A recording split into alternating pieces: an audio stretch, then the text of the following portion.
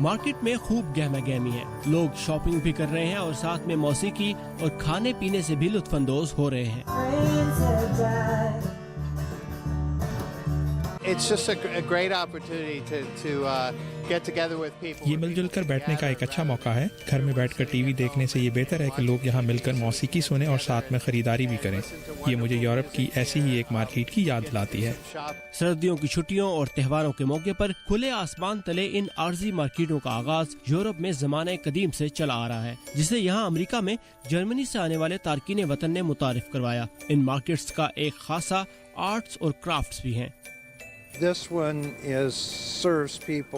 یہ دکان محلے کے لوگوں اور دوسرے شہروں اور پوری دنیا سے آنے والے بہت سے سیاحوں کے لیے یہاں موجود ہے، اور منفرد بات یہ ہے کہ یہاں خریدنے اور بیچنے والے دونوں قسم کے لوگ آتے ہیں۔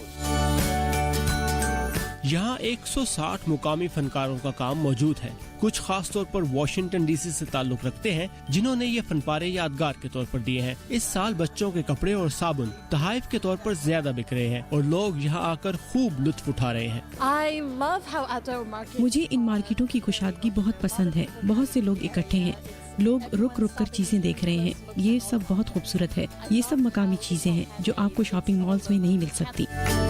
مارکیٹ میں شاپنگ کے ساتھ ساتھ کھانے پینے کی مزیدار چیزیں بھی ہیں، جیسے یہ میٹھی روٹی جسے لوگ خوب مزے لے کر کھا رہے ہیں۔